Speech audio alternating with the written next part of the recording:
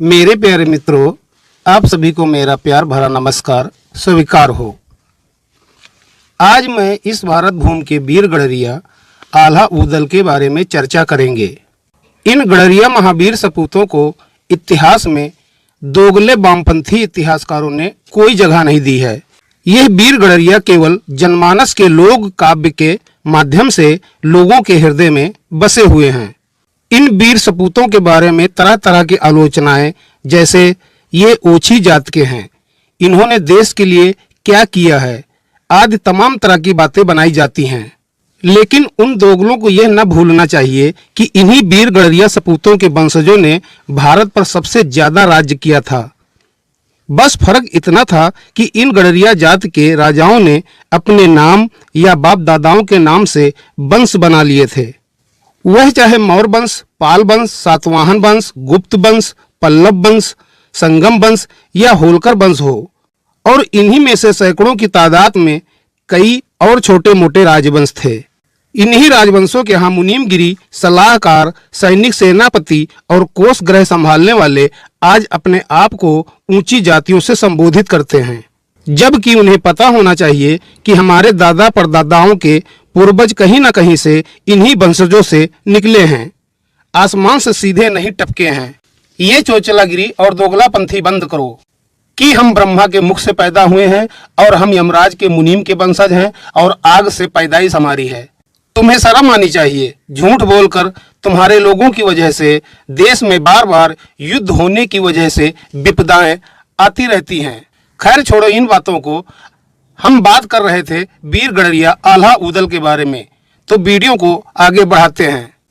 कोई 2000 वर्ष पहले यानी 400 ईस्वी से 800 ईस्वी तक भारत को स्वर्ण युग कहा जाता था, क्योंकि मौर्यों, शुंगों और कण्व वंश की समाप्ति के बाद भारत में सनातन धर्म के गुप्त वंश और पल्लव वंश का आगमन हुआ था। इन्हीं राजवंश के दौरान भारतवर्ष में अनेक मंदिरों, देवालयों और तालाबों का निर्माण हुआ था। प्रजा इन राजवंश के समय काफी सुखी एवं समृद्ध थी। इसके बाद पाल वंश 8वीं शताब्दी में आया, जो सनातन धर्म के साथ साथ बौद्ध धर्म का भी पालन करते थे। इस समय तक सर्व धर्म का संभाव था। पाल साम्राज्य ने अपना इतना विस्तार कर लिया कि छोटे मोटे राजवंशों की कहीं कोई अहमियत नहीं थी। इन्हीं छोटे मोटे राजवंशों जैसे चोल वंश, कलचुरी वंश और राजा कनिष्क के बाद कुछ कुषाण राजशाही वंश बचे थे।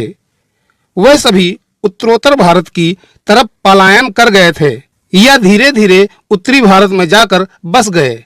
और इन वंशों की राजशाही परिवारों ने आबू पर्वत पर एक यज्ञ किया और उस यज्ञ के सामने 5 वंशों का उदय हुआ: प्रतिहार, परमार, चौहान, सोलंकी और गुर्जर। इन्हीं नए 5 वंशों के अनुयायी राजपूत कहलाए। 9वीं शताब्दी में राजपूतों का उदय हो चुका था। अब 10वीं शताब्दी आते आते पाल वंश भी कमजोर होने लगा था और उत्तर भारत में पाल वंश की पकड़ कमजोर होने लगी थी।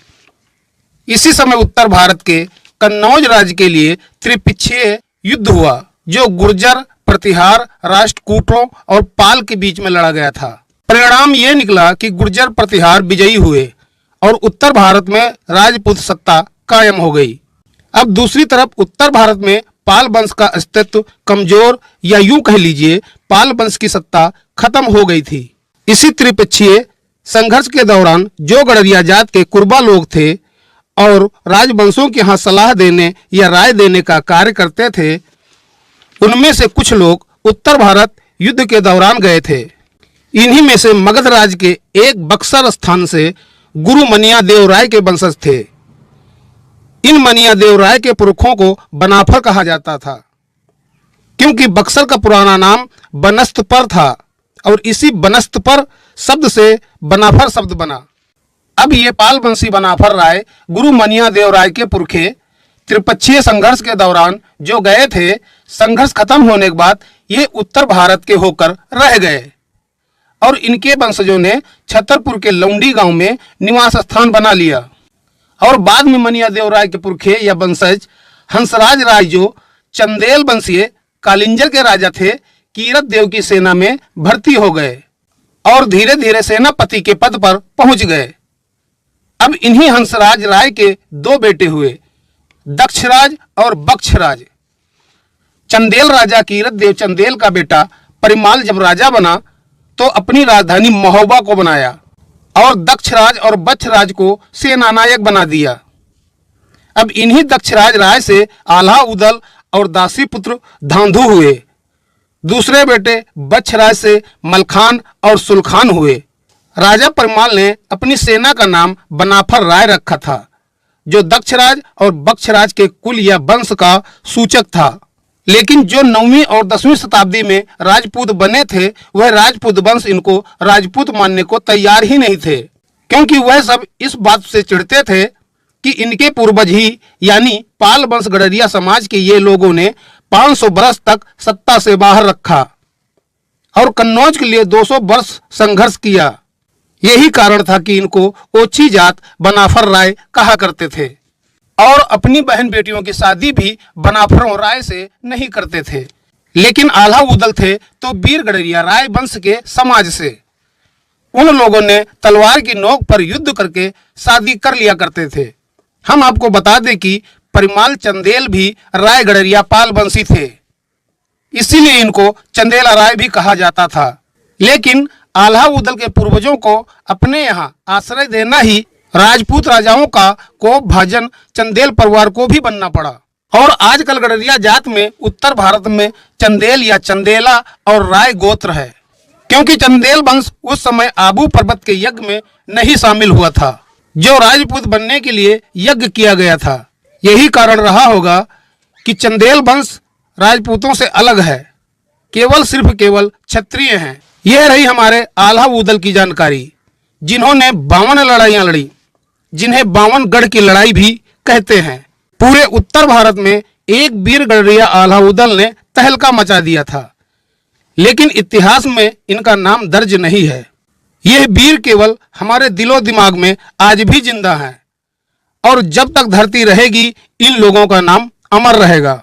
अब इतिहास को थोड़ा आगे ले चलते हैं। जब 10वीं 11वीं शताब्दी में पाल वंश का पतन हुआ तो फिर से कई छोटे छोटे राजवंश अस्तित्व में आ गए, जैसे बर्मन या कलचुरी वंश। इन दोनों वंशों के बाद 13वीं 14वीं शताब्दी में संगम वंश आया, जो कुरबा गडरिया से संबंधित थे। इन्होंने दक्षिणी भारत पर यह मध्य भारत तक 150 वर्ष शासन किया। इस वंश के संस्थापक हरिहर राय और बुक्का राय थे, जो गडरिया समाज के राय गोत्र से थे। जो गुप्त वंश, पल्लव वंश और पाल वंश के राय गडरिया से थे, वह तो बंगाली कायस्थ हो गए और बिहार में राय, भूमियार या क्षत्रिय हो गए। अब संगम वंश के समय फिर शासन सत्ता में आ गए। संगम वंश के 150 वर्ष शासन करने के बाद उनका भी पतन हो गया। फिर बाद में इसी संगम वंश की शाखा तुलुओ वंश हुआ। इस वंश के सबसे प्रसिद्ध ही राजा कृष्णदेव राय हुए। तुलुओ वंश के पतन के बाद यही गडरिया जात के रायवंशी मध्य भारत की तरफ रुख किया। इस समय तक भारत में बाबर मुगल का भारत में प्रवेश हो चुका था, लेकिन फिर से गडरिया जात के राय इंदौर में होलकर वंश की नींव रखी। यही राय शब्द मध्य एवं दक्षिणी भारत में राव शब्द से जाना जाता है, जो केवल भाषा की बोलचाल का अंतर्भर है। हम आपको बता दें कि मुगलों के भारत में आने के बाद उत्तर भारत के राजपूत जो 8वीं 9वीं शताब्दी में यज्ञ करके जो राजपूत बने थे, यही राजपूत वंशों ने मुगलों के साथ रोटी बेटी का रिश्ता कायम करके उनकी गुलामी की थी। लेकिन मध्य भारत एवं दक्षिणी भारत में गडरिया समाज से मराठा साम्राज्य की उत्पत्ति हुई और होलकर वंश प्रकाश में आया। महाराज शिवाजी जीवन भर मुगलों से लड़ते रहे। उनके बाद होलकर वंश की देवी मां अहिल्याबाई, जिन्होंने हिंदू एवं सनातन धर्म के लिए काफी कार्य किए। यही हमारा गडरिया समाज है। झूठ बोल के सत्ता चलाने वाले का नाम इस दुनिया में नहीं रहता है। इसीलिए कहता हूं, अपने बाप दादाओं को पहचानो और गर्व करो कि हम भी इस समाज के लिए और अपनी धरती माँ के लिए क्या कर सकते हैं। ऊंच नीच की खाई और जाति धर्म का भेद मिटाओ। हम सब एक हैं। इसीलिए कहता हूं, सोच बदलो, देश तुम्हारा है। वीडियो कैसी लगी कमेंट्स करके थोड़ा हमें भी बताओ। और वीडियो अच्छी लगी हो तो शेयर, लाइक और सब्सक्राइब जरूर करें। वीडियो देखने के लिए धन्यवाद। जय श्री कृष्णा, जय सनातन धर्म की।